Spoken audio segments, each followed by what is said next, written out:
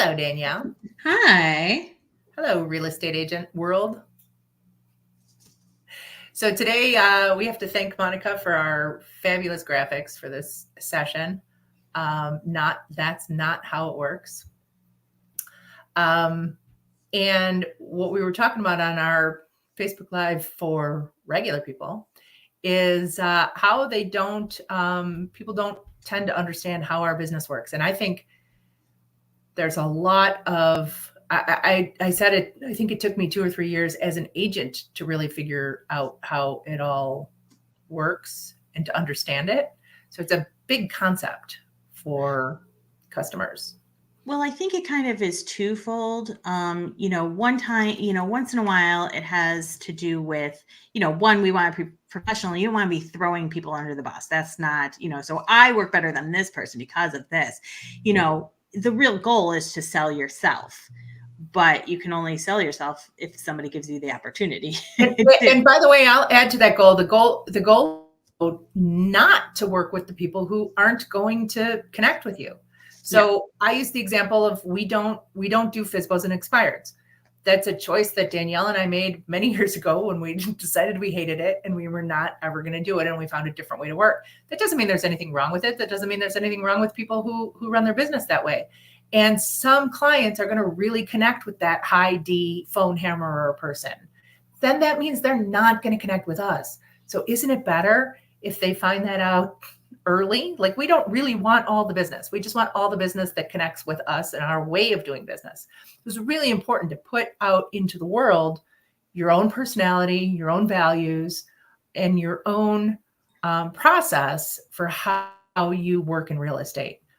And I think that so many people have the misconception, I know you're all going to laugh at this, that we show up at an office, somebody hands us a list of people who need to buy and sell houses, and we go do that work and get a little extra in our salary check that 2 weeks. Or even more so, like we sit in an office like we're sales, we're selling cars or we're selling furniture, and people just come through the door several times an hour just to see what's out there in the market. Yeah.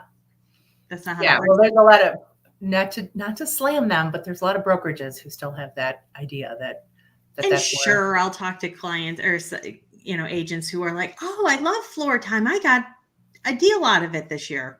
Oh, okay. Right. Sometimes so again, that's a choice we made that wasn't going to fit into our process. And of course we do think ours is better because that's why we picked everything that's on our list of the things that we do. But I think that there's a misconception. I think there's a misconception even among many realtors. I was talking to a realtor recently who was looking for some advice on whether to join a team or not, and not my team. And she's had a real estate license for a long time, but has not been productive, not found whatever the recipe is. And so her concern was, does it make sense for me to give up a percentage of my commission, a large percentage of my commission, to be on a team? And I said, well, how much did you make last year? And she said, nothing. And I said, okay, so what are you giving up to be on this team? It sounds to me like you have a chance to actually get something that you don't have now, right? So I think that there's a concept among agents that commission pie belongs to them. And if they can just get it, it's theirs. And they don't realize that the getting is what eats up more or less of that portion of the circle, right? Mm-hmm. So I said to her, I would consider, just in super basic terms, that the procurement of a potential client is worth a third of the entire pie. And that the conversion of that potential client is worth another third of the pie. So if your only job is to show houses and take them from writing the contract to the closing, a third of the entire commission pie probably makes sense. Now, there's a million different ways to run that scenario. It might be 25, 50, 25. It could be 50, 20, 30. I'm doing the math, Danielle. But somewhere in there is an equation that puts a value on each stage of that process.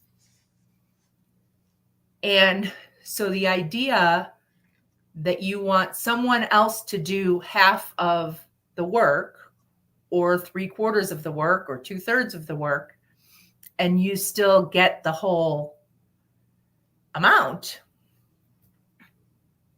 certainly doesn't make any sense when you think about it that way. Yeah. Yeah, absolutely. I mean, it's to, you know, again, people don't see all the numbers in any business, right? That's one of the biggest downfalls is knowing your numbers, all of your numbers. And that was actually something that was brought up on Wednesday is knowing your numbers for when helping clients, but really as independent people who have their own jobs, we need to know our numbers to stay in the business. Who like have our own businesses. 0 of 0 is not, you know, you're going to be running, you know, in the red. But if things are taken off your plate and you're then making 50% or 60% or 70% or 90, whatever it is, you know, then you have the potential to have a successful business. Maybe not as successful as you want, but much better than being, you know, having nothing. Yeah. And so if you are a person who says, I don't want to make outbound prospecting efforts of any kind. I don't want to market. I don't want to call my sphere. I don't want to be salesy. I don't want to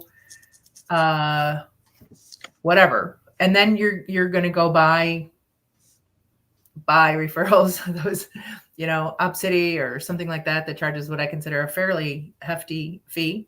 That might be worth it if all you have to do is show up and convert that client and then take them to the closing table. But you have to understand that every one of those pieces has a cost.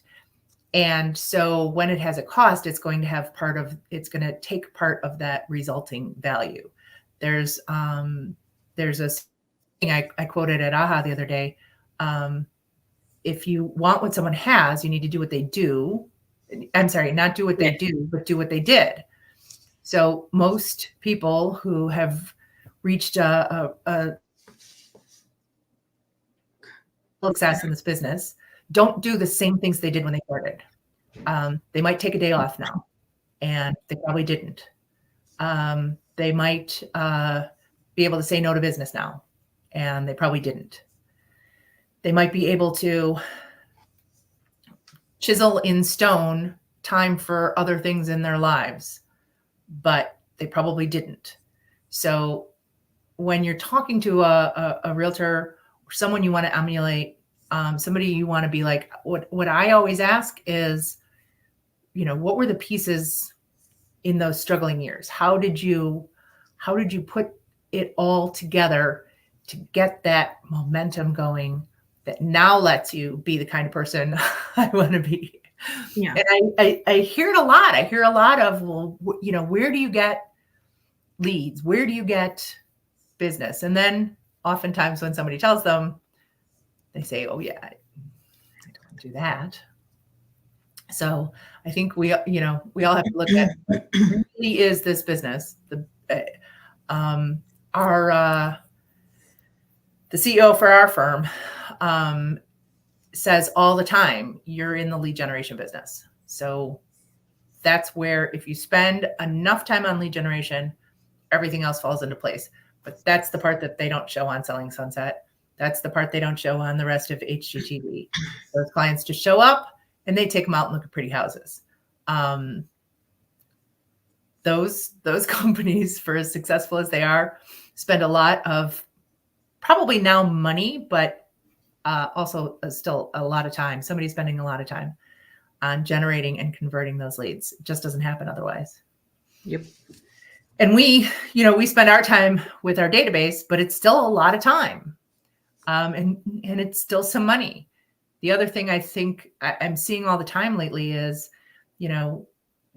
earn $150,000 your first year working 3 hours a week. It's maybe somebody did that once, but no, it's not going to happen.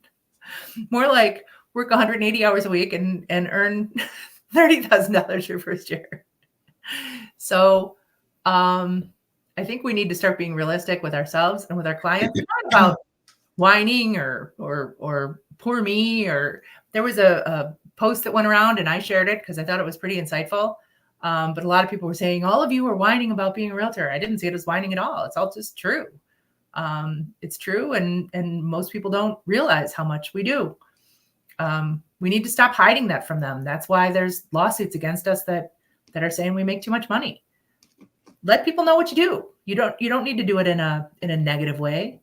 It can be very positive. This is what I did for you today. This is, the behind the scenes conversation where I saved the deal and you didn't even know it was rocky. We all do that all the time, and we want to make it look easy. Let's make it look real. Exactly. They'll never replace us if they ever really know what we do. Right? Correct.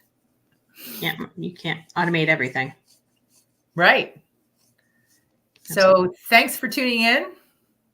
Did I ramble too much, Danielle? I don't think you talked a lot. I didn't talk a lot, but that's okay. Anything to add? I was on a chair there.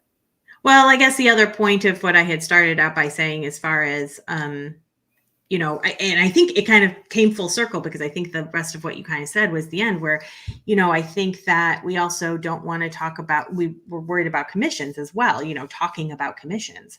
And I think then that makes us secretive. We don't want to say we're better than somebody else, or we don't want to discourage somebody else because they come across as sour grapes or whatever. But then we also don't want to be too talkative about our money, because we can't talk about, or we think we can't talk about. I absolutely all day long can get all over the computer, all over. I could wear t-shirts that say, I charge whatever. Exactly. To sell your house. I absolutely can say that, but I feel worried or concerned. And I absolutely think that it's fair for us to start learning to say, and we have to now, right? There's no getting around it. There's no, this person will pay for it, or you really don't have to value what I do because you can do it for free. No, sorry. Right. But no, I'm going to be putting a ton of time into this. I'm going to be showing you houses, and then you're going to change the location, and we're going to look over there, and I'm going to get paid. Right. I should get paid. You get paid. If your boss puts you on a project and then decides the project's going to change, or we don't need it anymore, does he or she? Well, and here's the real kicker. I am going to get paid if I'm successful. If I'm not successful, I'm not going to get paid. And that happens. Correct. So I'm taking the risk, but that risk needs to be mitigated. We need to understand that we all have the best intentions here, and we're acting in good faith to have me get paid at the end of a successful sale. And I think that, a lot of these misconceptions are why clients not just don't value, but because they don't understand it, they don't realize what they're doing when they call somebody because their agent's on vacation and they just want to see a house. Well, I've also talked to agents who are like, well, I talk about market, when going to a listing presentation, they kind of like throw in and here's my fee. Right. Like it's an afterthought. Like, ooh, if I tell them how much I charge, they're kicking me out 3 minutes in. Well, and we see a lot of agents, and if you're one of these agents, I'm sorry, but I disagree with you. I totally understand agents who are like, it all comes out in the wash. I do a lot of business, and sometimes it's not a lot of money and sometimes it is. And that works for me. But it's the agents who have that kind of, well, I don't even look at commission when I'm selling a house because it's all about the client for me and I'm better than you. That's nice, but my kids like to eat a lot. Grown boys. Men. And if I don't sell a house, they don't eat and they're not going to have any place to live. So, you know, I don't think there's anything wrong with getting paid well for a job that you do well. I think it was, you know, a little while after we started that we realized, hey, we really provide great service. We really work hard. We really keep the clients' best interests at heart all the time, and often to our own detriment because of circumstances. We deserve it. There's nothing wrong with that. Absolutely. So if you do a great job for your clients, there's nothing wrong with you getting paid well too. So don't be secret. Good. Don't be a secret agent. Isn't that a term? I don't know why, but get out there. Tell people what you do. Tell people why they should hire you. And it's okay to talk about getting paid as well. Yeah. Explain to them that this is your income. This is not supplementary. This is not a bonus to your salary. And it's your income for a job well done. We don't get paid if we don't do a good job. And sometimes we don't get paid when we do a good job. So, and I wonder if people would, you know, because there is a huge, and I don't know about, but like people talk about the service industry, right? The waiters, servers, bartenders, all that stuff. You know, oh, how dare you, you know, 15 used to be the normal. Let's talk about percentages and what's acceptable. Yeah. You know, 15 used to be what they said was okay. And 18 was phenomenal. Now we're at a point where 20, if you don't give 20, you're considered cheap. And 30 is if they've done a particularly great job, because it's come out how much these people, you know, how little they work for, how much they rely, how bad experiences they have when they get nothing. And you might be making up for the next table that didn't tip them. Correct. So that seems to be okay in common practice and whatever. We are we are in the service industry as well. We are serving our clients the best we can, and providing customer service is our number one, you know, goal. Once we get that client, so don't be afraid. I don't think we should be afraid. Yep. And if they don't see if we can't make them see our value, so if they don't see our value, well, that's also why you focus on that prospecting so that you can say next. Correct. When you cut choices, it changes your business. So just when everybody thought we were getting off like 5 minutes ago. I know, right? They started it back up. Oh no, she handed the baton to Danielle. We're here for another 7 minutes. Absolutely. All right. Thanks, everybody. All right. See you soon. See you next week. Bye-bye.